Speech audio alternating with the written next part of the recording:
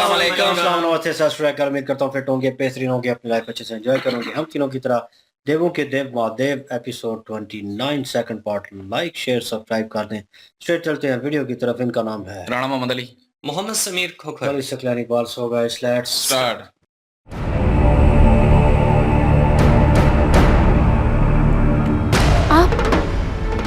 आप शिव की पूजा अर्चना करती हैं? और है ही कौन जो हम जैसियों को स्वीकारेगा?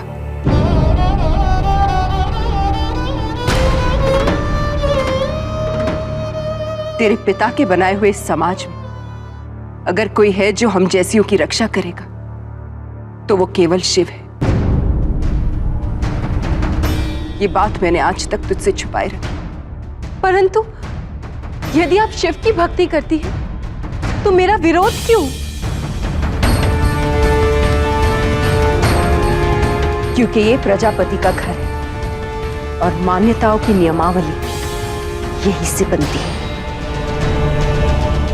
सारे रीति रिवाज यहीं से शुरू होते हैं और तू उस प्रजापति की बेटी जो शिव को कभी नहीं स्वीकारेगा। इसीलिए मैं तेरा विरोध करती हूं। यदि प्रजापति दक्ष शिव को नहीं स्वीकारेंगे तो उनकी पुत्री भी उन्हें कभी नहीं स्वीकारेगी। झूठा अभिमान है तेरा। अरे हम गणिकाओं का तो धर्म ही प्रेम होता है। तूने भले ही अपना प्रेम मेरे सामने न स्वीकारा, किंतु तेरे प्रेम का सत्य तेरी आंखों से प्रकट हो गया था उसी दिन जब मैंने तुझे उद्यान में देखा था।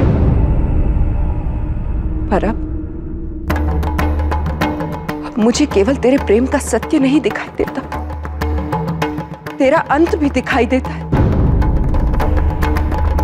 एक ऐसी भयानक घटना जो शताब्दियों तक भुलाई नहीं भूलेगी। क्योंकि एक तरफ है प्रजापति जो शिव को कभी नहीं स्वीकारेगा, और दूसरी तरफ है शिव जो सबके होकर भी सबसे अलग है। प्रेम के बंधन में बंधकर भी हर बंधन से मुक्त।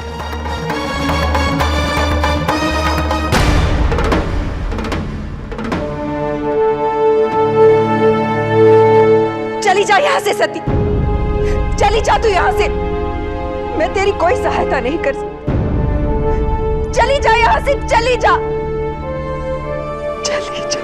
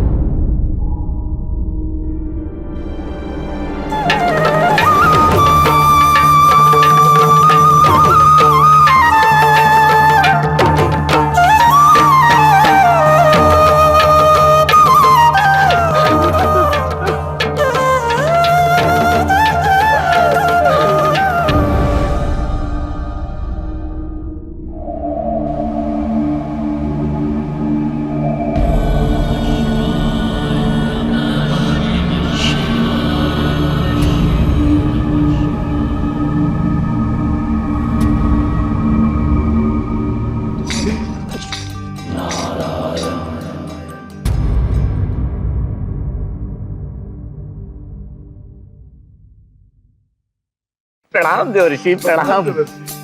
हाँ हाँ, क्या बात है? बात क्या है? नहीं, कोई बात नहीं है। कोई बताएगा मुझे यहाँ कैलाश पर यह दशा क्यों है? नंदी कहाँ है? नंदी गया, नंदी गया। गया कहाँ? आप नहीं जानते देवर्षि? भाग के आया था वो अपने बूढ़े पिताजी को छोड़कर। काम चोर कहीं का, सेवा नहीं करना चाहता ना उनकी, इसलिए। देवर्षि, महादेव ने वो फटकार लगा के निकाला उसे कि पूछिए मत। क्या नंदी को कैलाश पर से निकाल दिया गया?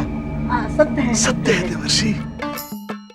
नारायण नारायण नारायण नारायण नारायण।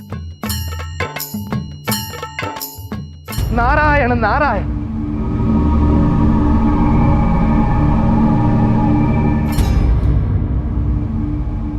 प्रणाम प्रभु।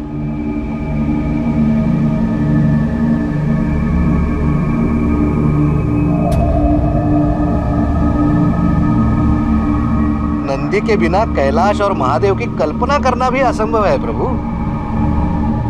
क्या सुन रहा हूं मैं? देवर्षि, नंदी के लिए अपने पिता शिलाद की सेवा ही सबसे बड़ा दायित्व है। किंतु आपकी सेवा के सिवा नंदी कुछ समझता है क्या? आपको क्या लगता है प्रभु, आपसे दूर होकर नंदी सुखी होगा, प्रसन्न होगा? कदापि नहीं, कदापि नहीं प्रभु। महादेव, महादेव, महादेव, महादेव।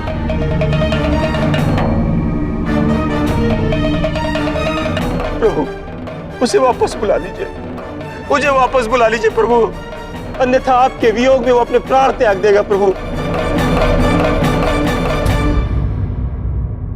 जब से यहां से गया है अन्न का एक भी दाना ग्रहण नहीं किया है, और ना ही एक बूंद जल प्रभु।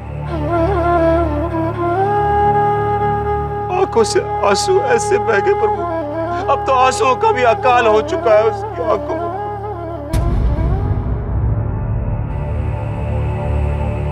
एक कोने में बैठकर आकाश की ओर देखता रहता है प्रभु, जैसे लगता है किसी की प्रतीक्षा कर रहा हो। प्रभु, सैकड़ों बार मैंने उससे कहा कि वापस चल, वापस चल, परंतु अपने स्थान से हिलने को तैयार नहीं है।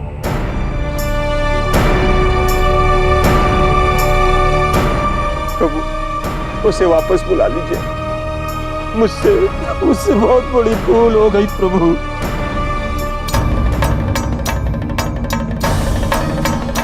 उसे वापस ले आइए प्रभु, उसे वापस ले आइए।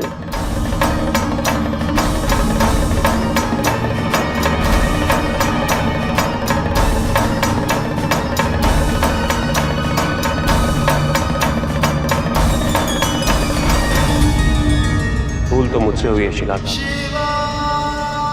मैंने नंदी को बहुत दुख पहुंचाया। मेरा प्रिय सेवक, मेरे पुत्र से जानता हूं मैं उसे, बहुत पीड़ा पहुंची होगी उसे।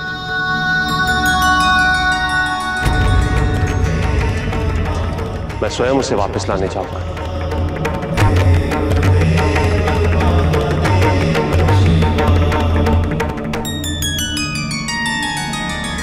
सती जी जो है वो एक दफा तो हैरान हो गई हैं मदनी के को देख करके। वो शिव जी की पूजा करती हैं और मदनी के से उन्होंने पूछा कि आप शिव जी की पूजा करती हैं, आप उनकी भगत हैं।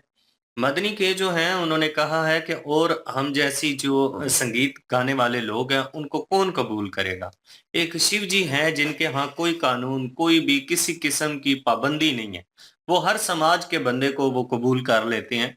तो हम जो है इसलिए शिव जी की पूजा करते हैं क्योंकि हमें कबूल और कोई करता ही नहीं है। एक बात यहाँ पे मैं मेंशन करना चाहूंगा, पिछले पार्ट में मैं कह रहा था कि हो सकता है कि ये भी प्रेम करती हूँ, मतलब उस हिसाब से एक भगत के हिसाब से बढ़ के, लेकिन यहाँ पे जो क्लियर हुआ है वो यही कि वो भगत है उनकी, वो पूजा उनकी करती हैं, लेकिन जो है वो छुप छुपा के करती हैं, और इसीलिए जो है वो ये किसी को भी बता नहीं रही थी। तो ये चीज जो है वो क्लियर हो गई कि वो भगत है उनकी, शिव जी की। ये बातें सुनने के बाद जो सती जी हैं उन्होंने ये कहा है कि अगर आप शिव जी की भगत हैं, आप उनकी पूजा करती हैं, तो फिर मेरे जो प्रेम है, मेरा जो प्यार है, उसका विरोध क्यों, उसके ऊपर आपको क्यों एतराज है। मदनी के जो हैं उन्होंने यहाँ पे वजाहत की है। उन्होंने कहा मुझे इस बात के ऊपर एतराज है कि आपके जो प्रजापति पिताजी हैं, दक्ष जो हैं, वो यहाँ पे कानून और उसूल बनाते हैं जिनके माध्यम से इस पूरी प्रजा का सिस्टम चलता है, और आप उनकी बेटी हैं। अगर उनके घर में, जिस घर में ये कानून सारे बनाए जाते हैं, उनकी बेटी ही इस कानून को फॉलो नहीं करेगी तो एक बहुत बड़ा कह लें कि आने वाली दौर में एक प्रॉब्लम बन सकती है, जिसमें आपके लिए बड़ी दिक्कत बनेगी। सती जी को वो समझाने की कोशिश अभी कर रही हैं, और सती जी ने कहा है कि अगर मेरे पिता श्री शिव जी को स्वीकार नहीं करेंगे तो मैं भी स्वीकार नहीं करूंगी। लेकिन मदनी के जो हैं उन्होंने कहा हम जो संगीत गाने वाले लोग हैं ना, हम प्यार की भाषा को अच्छी भली तरीके से समझते हैं।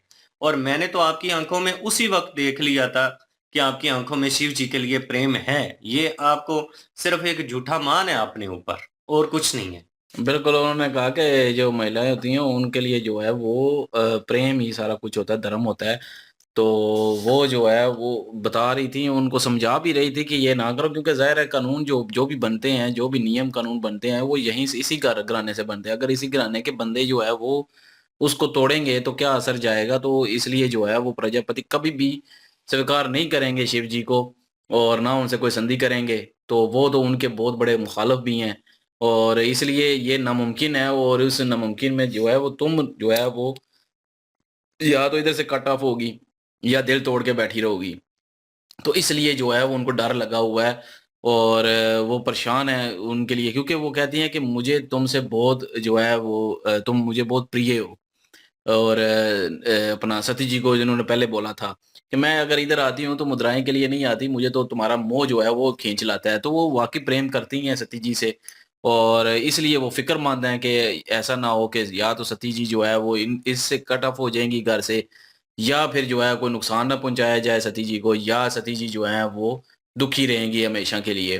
तो ये चीज़ जो है उनको जो है वो तड़फा रही है, और वो उनके घबराने का जो है वजह बनी हुई है।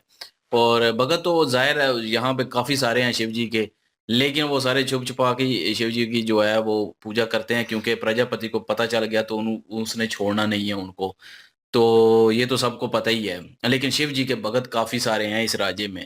और बाकी बात करें तो नंदी जी जो है वो तो मैं पिछले पार्ट्स में भी कह रहा था कि हो सकता है कि इनके पिताजी खुद ही वापस करने आ जाएँ, क्योंकि शायद हो सकता है वो खाए-पिए ना, और ऐसे ही जो है वो रहेगा तो फिर जो है वो अ, उनको तरस आ जाए उनके पिताजी को, तो वो आके फिर वापस कर जाएँ।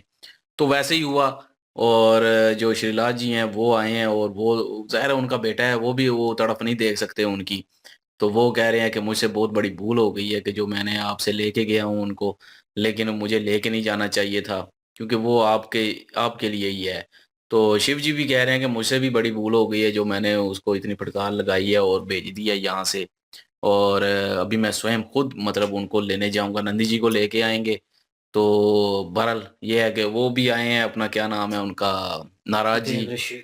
देवऋषि नाराज़ जी, तो वो भी जो है वो जो चमगादड़ें हैं वो तो बड़ी खुश हो रही हैं, प्रेत और जो गुण हैं वो तो खुशियाँ मना रहे हैं, किस्म के नंदी चला गया, अब वो सती जी की कोई बात नहीं करेगा, कोई इधर नहीं आएगी। तो वो मैं अपना क्या नाम है इनका, शिव जी का जो है वो नहीं वर्गलाएगा, तो वो बड़े खुश हैं दोनों। लेकिन ये है कि उनकी खुशी खत्म हो चुकी है। अब शिव जी ने कह दिया कि मैं जी, खुद लेके स्वयं लेके आऊँगा।